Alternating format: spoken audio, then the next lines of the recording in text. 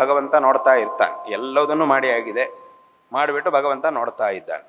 ಆ ಕೆಲಸಗಳನ್ನು ಮಾಡುವಂತಹ ಒಂದು ಶಕ್ತಿಯನ್ನು ಮಾತ್ರ ಮನುಷ್ಯನಿಗೆ ಕೊಟ್ಬಿಟ್ಟಿದ್ದಾನೆ ಭಗವಂತ. ಅದು ಮನುಷ್ಯನಿಗೆ ಬಿಟ್ಟಿದ್ದಾನೆ ಭಗವಂತ. ಎಲ್ಲವುದನ್ನು ನೋಡ್ತಾ ಇರ್ತಾನೆ. ಯಾರು ಏನು ಕೆಲಸವನ್ನು ಮಾಡ್ತಾರೋ ಅದಕ್ಕೆ ತಕ್ಕಂತಹ ಫಲವನ್ನು ಕೊಡ್ತಾನೆ. ಈಗ ಭಗವಂತ ನಮ್ಮ ಹತ್ರಕ್ಕೆ ಬಂದುಬಿಟ್ಟು ನಮ್ಮ ಕೈ ಹಿಡ್ಕೊಂಡು ಹೋಗಿ ಮಾಡಿಸುವುದಿಲ್ಲ. ಇನ್ನು ಎಲ್ಲೋ ಓಡಾಡ್ತಿರುವಾಗ ಭಗವಂತ ನಿಮ್ಮ ಕೈ ಹಿಡ್ಕೊಂಡು ಎಳ್ಕೊಂಡು ಬಂದು ಕೂತ್ಕೋ ರುದ್ರಪಾರಾಯಣೆ ಮಾಡು ಅಂತ ಹೇಳುವುದಿಲ್ಲ. ಹಾಗೆ ಯಾವತ್ತೂ ಮಾಡಿಲ್ಲ ದೇವರು. ಇಲ್ಲಿ ತನಕ ಭಗವಂತ ಈಶ್ವರ ಬಂದು ಹಾಗೆ ಮಾಡಿದ್ದಿಲ್ಲ. ಅಥವಾ ಏನಾದರೂ ಒಂದು ತಪ್ಪಾದ ಕೆಲಸವನ್ನು ಮಾಡ್ತಿರ್ಬೇಕಾದ್ರೆ ಮಾಡಬೇಡ ಅಂತ ಹೇಳುವುದಿಲ್ಲ, ಬಂದು ಕೈ ಹಿಡಿದು ನಿಲ್ಲಿಸುವುದಿಲ್ಲ. ಯಾಕಂದರೆ ಹೇಳಬೇಕಾದ್ದೆಲ್ಲ ಹೇಳಾಗಿದೆ, ಅದನ್ನು ಅರ್ಥ ಮಾಡಿಕೊಂಡು ಅದರಂತೆ ನಡ್ಕೊಳ್ಳಿಕ್ಕೆ ಬೇಕಾಗಿರುವಂಥ ಬುದ್ಧಿಯನ್ನು ಕೊಟ್ಟೇ ಆಗಿದೆ, ವಿವೇಕವನ್ನು ಮನುಷ್ಯನಿಗೆ ಕೊಟ್ಟೇ ಆಗಿದೆ. ಅಷ್ಟೆಲ್ಲ ಮಾಡಿದ ಮೇಲೆ ಇನ್ನು ಪುನಃ ಮತ್ತೆ ದೇವರು ಬಂದು ಅದು ಮಾಡು ಇದು ಮಾಡು ಅಂತ ಹೇಳುವುದಿಲ್ಲ. ಹೇಳಬೇಕಾದ್ದನ್ನೆಲ್ಲ ಹೇಳೇ ಆಗಿದೆ. ಆದ್ದರಿಂದ ಇದನ್ನೆಲ್ಲದನ್ನು ಭಗವಂತ ಅರ್ಪಣೆ ಮಾಡಿದ್ದಾನೆ. ಆ ಬುದ್ಧಿಶಕ್ತಿಯನ್ನು ನಮಗೆ ಕೊಟ್ಟಿದ್ದಾನೆ. ಅಷ್ಟು ಮಾಡಿ ಇನ್ನು ಸುಮ್ಮನೆ ನೋಡ್ತಾ ಇರ್ತಾನೆ ಈಶ್ವರ. ನೋಡ್ತಾ ಇರುವುದಂತಂದ್ರೇನು, ಯಾರು ಏನು ಮಾಡ್ತಾರೋ ಅದಕ್ಕೆ ತಕ್ಕಂತಹ ಫಲವನ್ನು ಈಶ್ವರ ಕೊಡ್ತಾನೆ.